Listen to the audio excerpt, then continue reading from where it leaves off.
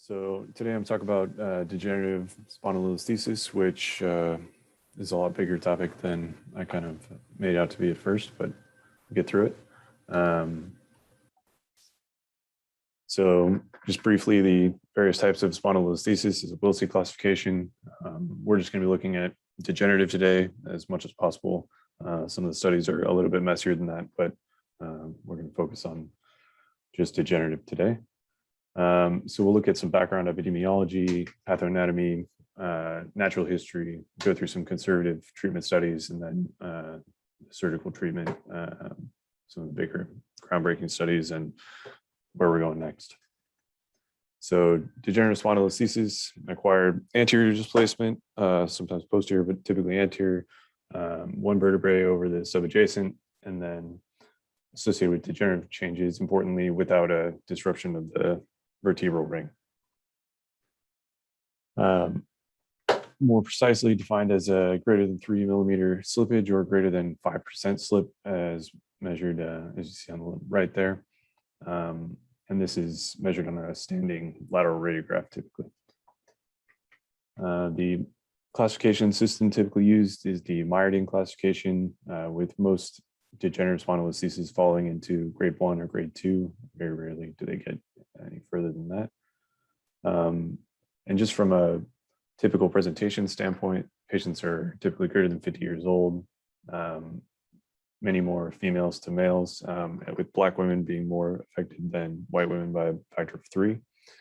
And most commonly occurs at the L4-5 level, again, rarely exceeding 30% slip. And most patients are asymptomatic, but some will progress to symptoms with spinal stenosis or radiculopathy or back pain that would cause them to become symptomatic.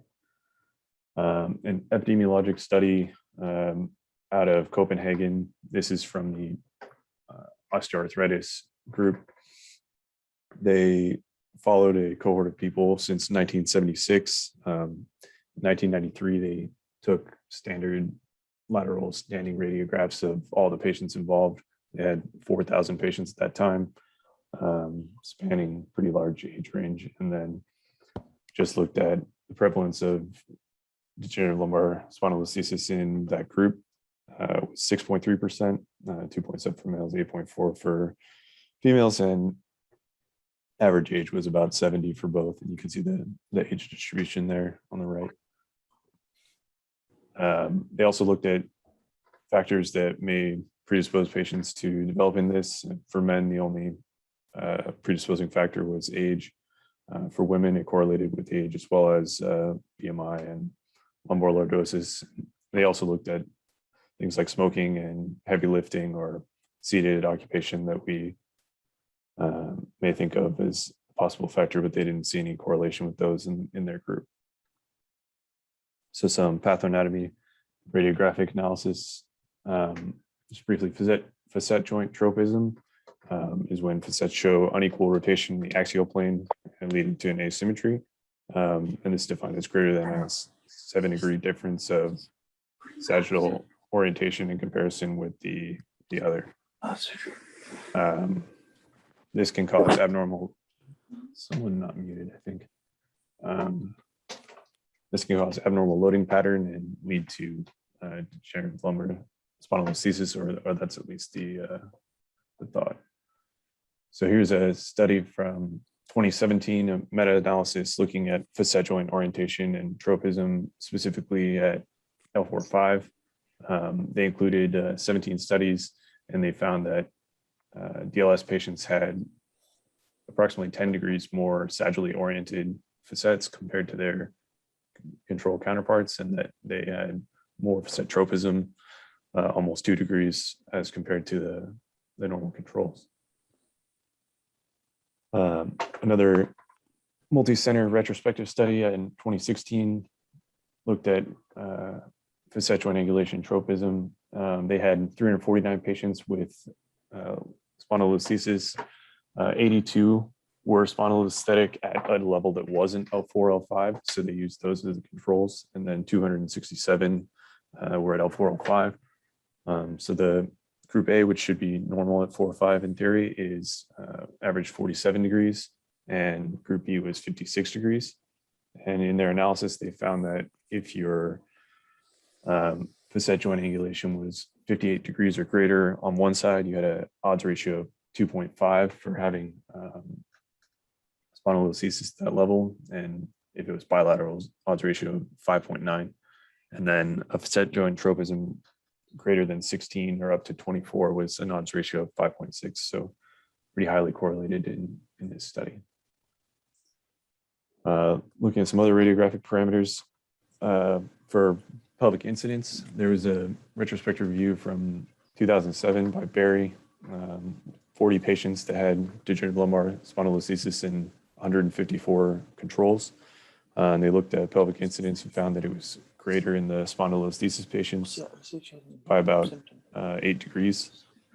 And even after matching the patients for their pelvic incidence, they found that the spondylolisthetic patients tended to have greater translation, more loss of lordosis, and decreased sacral. Hey, Hanny, whoever's not on mute, please mute. Yeah, thanks, guys. So even after controlling for pelvic incidence, they still had these worsened parameters. And this is a massive review by Yoshihara in 2020 from JBJS, looked at a ton of studies and predisposing factors for spondylolisthesis. This table in particular is studies that control or that had healthy controls as volunteers, or healthy volunteers as controls, excuse me, and just evaluated the various factors that can predispose you to developing spondylolisthesis. And they're kind of all over the board, but the typical ones that were being looked at: facet joint tropism, facet orientation, PI, and so it's kind of a lot of stuff going on, and not 100% agreement on what's important and what isn't, but kind of similar stuff across all the studies. So in terms of radiographic analysis, or how do we kind of diagnose and define this? This is a study looking at whether flexion extension views are important in diagnosing this beyond just the x-rays and MRIs that we would already have. It's a retrospective review, just patients with grade 1 spondylolisthesis. They compared MRIs to upright x-rays, and then they also got flexion extension views for the patients, and they defined additional motion in the study as 3 millimeters or more slip difference on flexion extension as compared to the difference between MRI and upright radiographs. So they had 191 patients. Of those patients, 31 or 16% showed additional motion with FlexAx. And of those 31, 19 of them were less than 7 millimeters. So their conclusions were basically that the flexion extension radiographs are useful more likely in patients with subtle slips, and you may be missing some instability in patients that have relatively small slips if you're just looking at MRI versus upright. So those people, the flexion extension might be indicated. This is a retrospective review out of the European Journal in 2012, looking at facet joint effusions as a marker for instability on MRI. They had 160 patients they looked at retrospectively that had already undergone surgery for spondylolisthesis, and looked at their preoperative MRIs for facet joint effusions. They found that 25% didn't have a facet joint effusion, and that correlated with all those patients having less than 3% change when going from upright to supine. 7.5% had small facet joint effusions less than 0.5 millimeters, and those also all had less than 3% change. And 67% had large facet joint effusions, averaging 2 millimeters. You can see it on the right there. One got 5, and they all had greater than 3% translation, averaging 10.6% translation. And they found that overall the size of the effusion correlated well with the amount of slippage seen. They also looked briefly at the left-right facet joint difference and found that that was associated with rotational translation as well. So some natural history, just briefly. This is a study out of Japan, prospective study. These are the kind of studies that are just impossible to do. And I always applaud anytime I find something like this. But they had 667 patients that they followed prospectively, some of them out to almost 20 years. Once the patients came in, the surgical ones were operated on, and the ones that refused surgery or the ones that elected for conservative treatment totaled 145 patients, 110 where the conservative treatment was suggested to the patient, and 35 who were recommended surgery but refused. And those patients were followed annually for at least 10 years. They found progressive spondylolisthesis in about a third of those patients, and no correlation between changes in clinical symptoms or progression of the spondylolisthesis, which is interesting. They also found that disc height decreased significantly for the patients who did not progress symptomatically. And then looking at the back pain and leg pain symptoms from those patients, they found that 90% of the patients who lost disc height showed an improvement in low back pain. 76% that didn't have neurologic deficits at 10 years continued to not have any neurologic deficits. And then on the contrary, the 83% of those patients that they had suggested have surgery at initial presentation went on to have further deterioration of their neurologic status. So some conservative treatment options. Typically we offer NSAIDs, activity modification, weight loss, PT, and epidural steroid injections. And then how well do any of these work?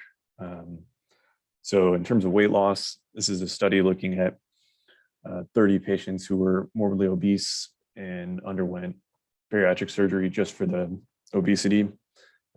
They looked at their pre-op and post-op weight, BMI, and then their disc height and back pain parameters.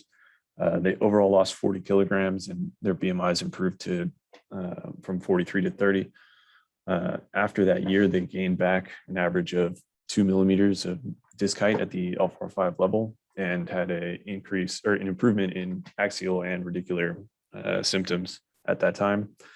But they did not find a correlation between the amount of weight lost or the amount of improvement, which is interesting. Looking at physical therapy and epidural steroid injections, this is a randomized trial, 29 patients, relatively small numbers, but pretty good to do any kind of random study. 10 of them got physical therapy, 10 got injections, and 9 served as controls. And the graph on the right there is in that order, group 1, group 2, group 3. The PT groups and epidural steroid groups showed significant improvement, and so did the controls, but the controls did a little bit worse overall than the either PT or epidural steroid group. So the authors kind of concluded that PT and epidural steroids both work, and people tend to get better over time in general. This is a subset analysis from the sport trial. I'll kind of go into the sport trial a little bit more in detail in a second, but just looking at the epidural steroid effects from that trial, there was 192 patients that didn't receive epidural steroids, 74 that did. And of those patients, some were randomized to surgery or non-surgery, some were just an observational cohort. But in the randomized group, there was no difference in crossover rate between people that got epidural steroid injection and people that didn't. There was no difference in outcomes after surgery if there was preoperative epidural steroids or not. But they did interestingly show that the non-operative group that didn't get an epidural steroid injection showed greater improvement in their SF-36 scores than the non-operative group that did receive epidural steroid injections. And the people who were randomized to non-operative treatment did not show any greater crossover. Same with the people who were randomized to surgery after or with or without epidural steroid injections. So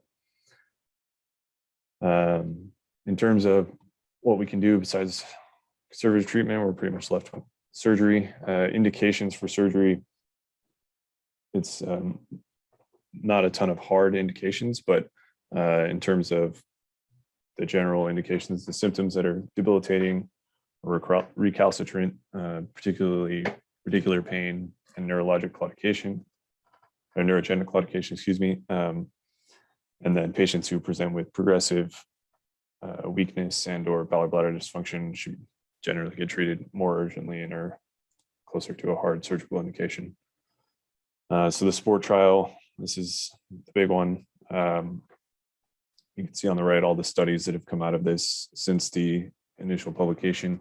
It's the Spine Patient Outcomes Research Trial, or SPORT.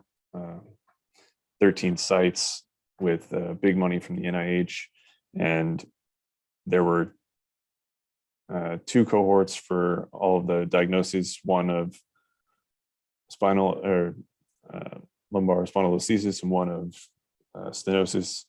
And in those 2 branches, they had randomized and observational cohorts. They looked at outcome measures and patient-reported improvement, pain, and satisfaction.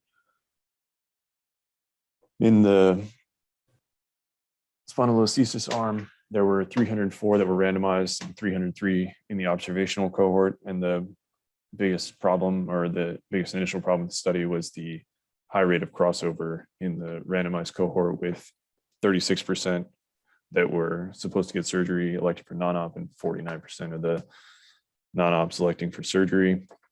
Because of this, their intent to treat analysis basically found no difference in any outcome, which makes sense because they're totally homogenized at that point.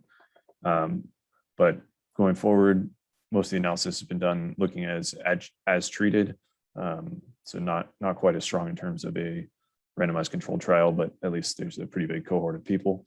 And as treated, the differences in outcomes strongly favored surgery at 2, 4, and now up to 8 years.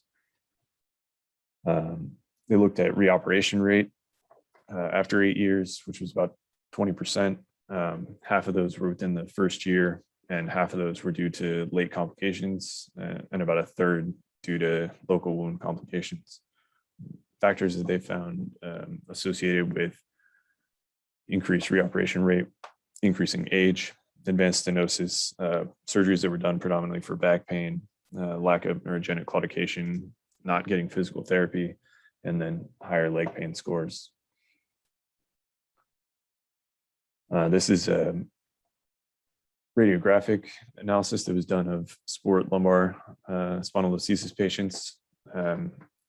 They subclassified those patients as Myodine 1 or 2s, stable or unstable, and then normal or low disc height, cutoff of 5 millimeters. In their group, about 80% of them were grade 1s with normal disc height and stable. The baseline symptom severity between the groups was similar.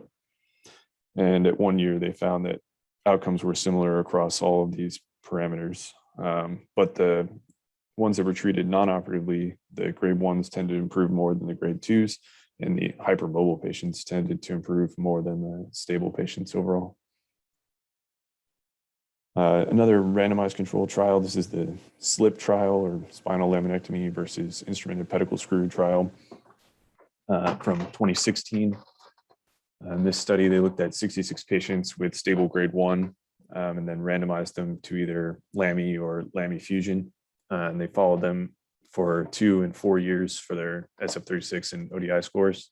They had pretty good follow-up for their 2-year trial at 86%, and then it fell off kind of significantly down to 68% at 4 years. Overall, there was more blood loss, longer hospital stays, and longer OR times in the fusion groups, and no reported difference in complication rate. But the fusion group showed significantly greater increase in SF36 at 2, 3, and 4 years, with the ODI not quite being significant, but trending towards more improvement in the fusion group. And the reoperation rate was 14% for the fusion group and 34% for the decompression group. So significantly better for the fusion group. A different randomized controlled trial out of Sweden, 2016, looked at a similar study design. They had 247 patients, but that was all comers in stenosis and spondylolisthesis. So the subgroup analysis was 135 spondylolisthesis patients randomized to decompression alone or decompression fusion. They looked at ODI, VAS scores, walk test, and then an economic evaluation at 2 and 5 years. Overall, they found no difference between fusion and decompression and decompression fusion at 2 and 5 years. They did find greater OR times, greater blood loss, and higher initial cost for the fusion group. And in their study, there was no difference in reoperation rate. Another study, a meta-analysis out of China, looking at interbody versus just standard posterior lateral fusion. In this case, they use PLIF. This study did include some isthmic spondylolisthesis patients as well, but they ended up with 8 prospective studies and 723 patients overall. And they found that PLIF had a better clinical outcome and higher fusion rate when they analyzed all the studies together, with no significant difference in postoperative complication rate or blood loss. This was a NISQIP data dump looking from all the lumbar interbody fusions that were done in from 2019. And studies like this, I always try and be a little bit skeptical, just because when you have 26,000 patients, almost everything becomes significant. But they looked at 18,000 patients that were either PLIF or TLIFs, and 8,000 that were ALIFs or laterals. Overall, looking at a litany of different outcomes and factors, they found that for the PLIFs, the operative time, transfusion, UTI rate, and stroke rate was worse. And for the ALIFs, there were higher incidence of prolonged ventilation and more DVTs. Again, almost everything becomes significant with 26,000 patients, but they did see that the PLIF-TLIF group independently predicted greater morbidity, but the odds ratio of 1.1 shows it's not that strong of a predictor of morbidity. Thing I thought was interesting, that they showed adjunctive posterior lateral fusion was a protective against reoperation to an odds ratio of 0.57 for both ALIF and lateral. Another prospective observational study from 2021 out of China. They looked at lateral lumbar interbody fusion plus or minus PERC screws. They had 95 patients with grade 1 or grade 2 at L3, L4, or L4, L5. The groups ended up with 54 standalones and 41 laterals plus PERC screws. Interestingly, their selection criteria for who went to which group, they tried to give appropriate informed consent to the patients and then let the patients choose, which is, I think, the right way to go about it, but a really uncommon way to do a study. And then in the standalone group, they showed shorter OR times, less intraoperative blood loss. They followed CRP levels and CK levels as markers for local tissue damage, and showed lower postoperative levels for both of those, and greater improvement in their post-op VAS and ODI scores. However, they had 6 patients of their 54 that underwent posterior fixation for subsidence. And in the PERC screws group, the radiographic parameters, including anterior and posterior disc height and segmental lordosis, were better. And then the big difference is the change in subsidence rate, with almost 33% in the standalone group versus about 10% in the PERC screws group, and then the much lower revision rate of 2 versus about 15. A retrospective series out of Canada looked at whether postoperative sagittal balance and parameters had an outcome on, or had an effect on the outcomes from patients treated for spondylolisthesis. So they looked at 84 patients retrospectively who had undergone Lamy fusion for stenosis in their spondylolisthesis, and their surgeries were not done for correction of their overall malalignment. They then retrospectively divided the groups into patients with an SVA less than or greater than 5 centimeters and compared their outcomes. Overall, about 45% had a SVA less than 5 centimeters, and patients that had an SVA greater than 5 centimeters tended to do worse overall in terms of outcome measures, and as well as having a worse PI versus LL mismatch. So this study looked at if we're trying to correct the sagittal parameters for spondylolisthesis patients, do they do better? This is a prospective study out of Germany. They looked at 62 patients with low-grade spondylolisthesis, and they were treated with single segment, either PLIF or TLIF. They looked at outcome measures and radiographic parameters, and they found significant reduction in their anterior displacement or the slip, but this did not correlate to clinical outcome.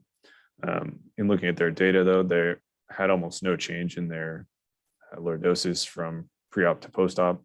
One of their only significant changes was their change in pelvic incidence, which I thought was pretty strange. So all of these studies looking at when should we fuse, when should we not fuse, and do patients do better or not. This study is a systematic review out of Canada, trying to put all the things I've talked about together into one kind of hopefully guiding classification system. They looked at 5 biomechanical studies and 40 clinical studies, some of them to look at preoperative parameters and surgical outcomes, and attempt to create some kind of grading system to decide which patients are which in terms of their needed surgical treatments, and then create a treatment algorithm based on this stability grade. So they cut up the grading system into patient factors, dynamic radiographs, facet evaluation, and then restabilization and disc height. They ended up with 3 types, type 1 being stable, type 3 being unstable, and then type 2 is the somewhere in between, potentially unstable. And you can see they kind of give you parameters to help you decide which category the patients fall into. And then based on these types, they then proposed a treatment guideline. So type 1s just get decompression, type 2s get decompression fusion, and type 3s get decompression fusion and interbody fusion. And this is far from validated, and the study makes a point to say that this is kind of one of those, you have to start somewhere in terms of creating algorithms or creating ways to think about treatment in order to look at them and see if you were right. And so this is kind of in its infancy, it seemed like, from the paper, but I thought an interesting way to kind of be systematic about how you're going to decide who gets what, without just saying that I look at every patient and treat them individually, which I think ultimately is what happens a lot of the time. And that's it.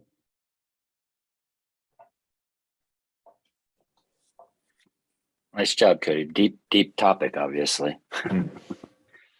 What's your, going through that literature from early to more recent, how are you going to manage your patients day to day based on that information? What's your gestalt? What are kind of the hard lines that you think you're going to take on deciding, for instance, between decompression and fusion, and what factors are you really going to hone in on? What did you feel like had the most weight based on the literature you reviewed? Yeah, I think, unfortunately, that it is a kind of looking at the patient and seeing how much surgery the patient can tolerate. If that's not an issue, then I think I would lean towards fusion for most patients, just given the number of studies that have shown more reoperation rate and better outcomes with fusion. I know I showed some studies that didn't find that, but I think overall that was my feeling. And then in terms of how to do it, most of the studies for interbodies were PLIF or TLIF, and there weren't a ton of, and none that I could find, comparing lateral versus TLIF or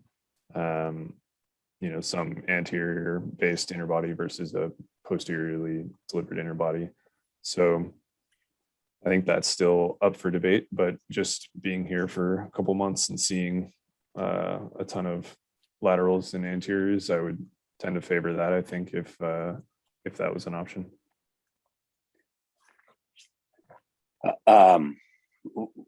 Dive into the Swedish study a little bit. What did you see anything methodologically there that allows you to apply that information to your patients a bit more in a scrutinizing fashion versus just decompressing everybody because they said it did just as well?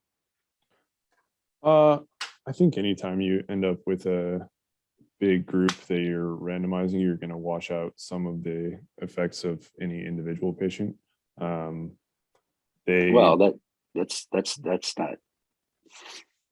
not how you deal with data, right? I mean, that's the point of large data, is you're trying to take out anecdote. So if you look at this paper, where are the methodologic flaws? How are you going to use it in applying in your own practice that the information that comes out of this? What kind of spondylolisthesis was present in this study? Were they all the same?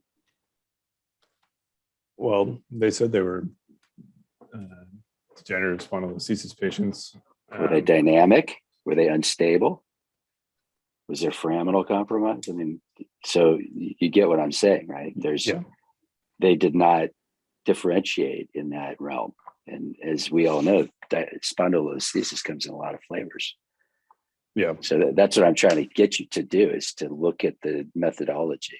Every one of these papers, with a little bit of basic clinical knowledge, you should be able to start marking them up, just going straight to methodology. Say, okay, what were the inclusion criteria? How are they starting their analysis through the setup of methodology? Similarly to what we're having you do with the cervical database. If you don't start with the methodology on them and you go straight to conclusions or even results, then you often miss the mishaps in these studies. So I mean, I think it should make you take pause about fusing everybody, and I think you'll see a lot more of that out in the marketplace, particularly in the U.S., when it's probably not appropriate. By the same token, it's not reasonable to take this kind of information and just broadly swipe through degenerative spondylolisthesis and suggest that everybody should get a decompression trial, right? Yeah. So, that's where I was trying to have you go with how you're going to use all this literature to make decisions. Are you going to do decompressions on dynamic listhesis? No. And I think the last paper tries to get at that in terms of the more unstable and the more signs they have that they're potentially going to fail decompression, the more you should be thinking about doing fusion and even interbody fusion. Yeah, and I think that my one comment, Kody, would be to your sense that, how would you look at this? You said I would lean towards fusion, and I would lean towards anterior or anterior lateral fusion. Can you be more specific? Like, you're just, somebody's got a grade 1 spondy that doesn't move, and it's 3 millimeters on flexion and 3 millimeters on extension. You're not going to probably fuse that patient, right? I mean, do you have any more sort of nuanced thoughts about how to determine who gets into the operative group? Who gets into the operative group? Well, yeah. I think operative. You mean what kind of operative group? No, just in terms of, like, you're not just gonna, somebody's got what about spondylolisthesis is gonna lend you to operate, whether it be posterior or lateral? Well, I think they're symptoms more than anything, and they're how long they've had them and how debilitating they are to them, and whether or not they've failed any conservative treatments or have any progressive deficits. What about the quality, I mean, as opposed to just their symptoms, because, somebody could have really bad symptoms because they've got severe stenosis, but they've got a 2 millimeter spondy. So it's not just symptoms. There are radiographic characteristics of the structural problem as well. Yeah. Can you expound on that at all? Yeah. I mean, looking at facet joint orientation, as well as presence or absence of effusion in the facet joint. And then do they show any dynamic changes based on standing versus supine, or even flex-ex fuse that might show that they're more unstable or more likely to fail with just decompression. Yeah, I guess that was my point. Just that, that you want to look at each actual spondy and think about, how bad is it? What grade is it? How many millimeters is it? And how does it change with imaging? How do the facets look? It's supposed to just kind of a more broad application, which I think is part of the problem in the community. Hey, another thing which might be interesting is just to do like a paper that looks at all New England Journal articles on any form of intervention and how many of them are in favor of intervention. I mean, first, Bob, you would probably has there ever been a New England Journal paper that supports any kind of intervention? I mean, they're against vertebroplasty, they're against fusion. I don't think any. Yeah, I can't remember a single one. Yeah, which it's in really itself can tell you shocking. something. Right. Maybe we should write an article to be published in that journal about bias. Well, I just think it would be funny. intervention. I mean, yeah, like the next time they come out with a paper, to say over the past 20 years, New England Journal has published, 13 articles on spine surgery. 13 of 13 have come out against spine surgery. I mean, Yeah, that's true. Actually, it's pretty interesting dynamic, isn't it? I mean, in their defense, it's a really challenging area to study, and we have not historically done a great job of studying it. But even when we do, as you can see in the sport trial, it's incredibly hard to do a really solid randomized trial, which is what they're looking for. There's huge crossover in that study, and it creates challenges, I think, for people who are fleas in the medical world, not really understanding the nuances and difficulties in doing randomized trials with procedural events. Basically taking pot shots methodologically at all the studies and then using that to support their own bias. It actually doesn't work. Yeah. But I think what's interesting is that even with those articles, like with Kypho, internists who would probably consider that their Bible of peer-reviewed literature acknowledge that it's wrong. I mean, they'll send their own family members to get Kyphos, despite those articles. So, in the end, the litmus test is often smarter than what we see in some of those journals. One thing, Kody, that I think can be helpful, that I've done a little bit more in the realm of this sort of tweeners, as I call them, in listhesis, because the dynamic ones that's a no-brainer. I mean, if they're sloppy, it's really clear. You know what you need to do. If it's rigid, there's zero motion, it's clear. But there are some that are sort of in between. They may move a couple millimeters. And as you said, you got to look at all of those things. You got to look at the facet tropism, how sloppy they look, the comparison of the upright and the supine imaging. But one of the things that I've done a little more consistently lately is getting a CT scan as well, because I think the CT scan helps you scrutinize ankylosis of the facets a little bit, capping of the facet joints. And so if you use that as another arbiter for stability, where you may not be compelled one way or the other on all those other factors, just you're trying to accumulate a breadth of information about that individual segment. And in the end, as you've probably seen with me, I'll pretty routinely in those areas of gray default to the decompression with laminotomies. And there is a little bit higher likelihood of a revision or a move to fusion, but that patients are usually a lot more tolerant of that option. If it wins, it's a big win relative to adjacent segment issues. And until it's crystal clear what the algorithm needs to be or the recipe should be to choosing them using all those factors, as you pointed out, maybe with a CT scan could be helpful in adjudicating them. Yeah. And I think just being upfront with patients about the possibility that they're going to go on to need fusion, and you're trying to do a smaller operation to save them a big one if you can, but that it doesn't always end up that way, kind of sets the stage for if you do end up having to fuse them later, it not being this, huge thing that you were not expecting. Right. Maybe I can ask a question to the audience. This is Nick. Mm-hmm.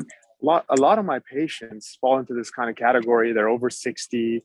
They're a lot of degenerative changes. And then about like 75 years and older, I have like a subset of patients that are relatively sick and with severe stenosis, mostly at like L4-5 with a degenerative spondylolisthesis, neurogenic claudication. Some have some, urinary changes, and it's always like a tough decision for me to make. I do the same thing. I a lot of them can't do it because they're in so much pain. I get a CT scan to look at the facet joints, and my go-to is always the lumbar laminotomy.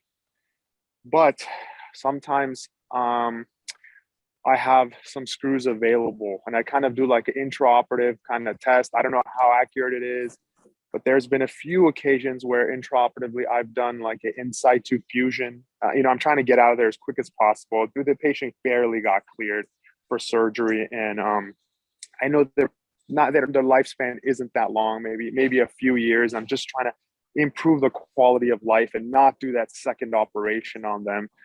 Especially in this community, they take that as an absolute failure.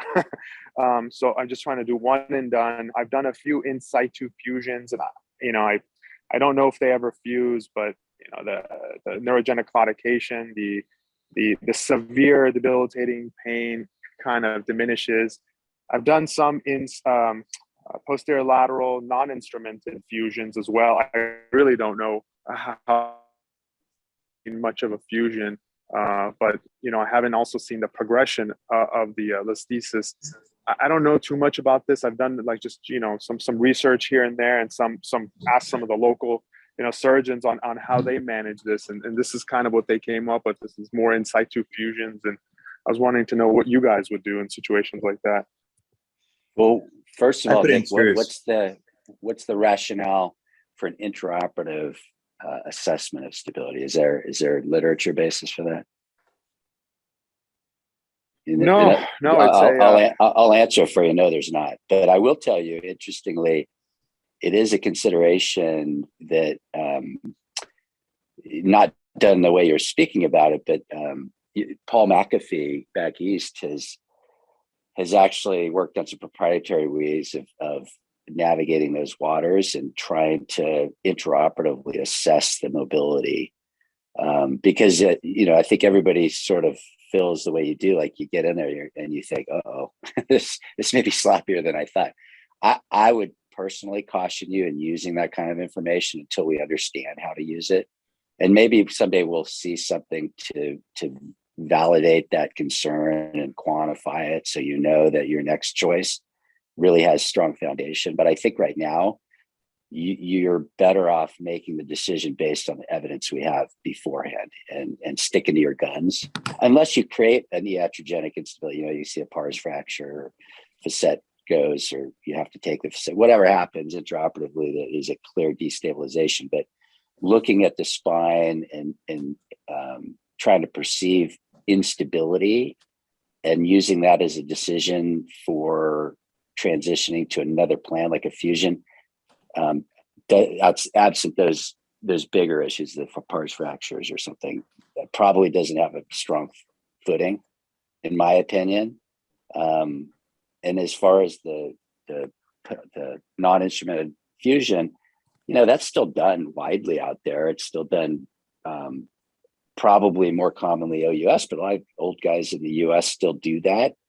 There is some literature that is not super strong literature, but the Herkowitz group in Michigan studied that with Kurz and Fishgren, and at least in their sort of landmark study from a couple decades ago, the instrumented fusion folks did better long-term than the patients that had a non-instrumented fusion. But there's still debate about that topic. And, there's certainly I would still submit probably a cost effectiveness debate that will go on. Is it worth all of the fixation? Is there higher adjacent segment disease risk? Those are unanswered questions. So I don't think it's right. I'd just be a little careful about your intraoperative decision making with unvalidated sort of visualization of instability that you're trying to make on the fly. Anybody else have input on that?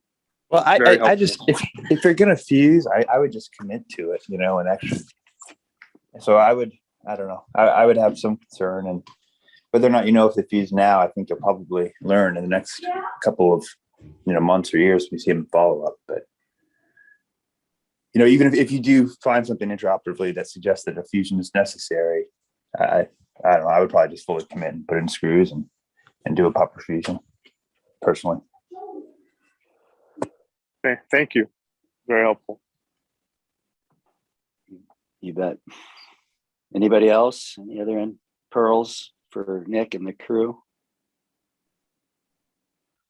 All right. Well, thanks, Kody.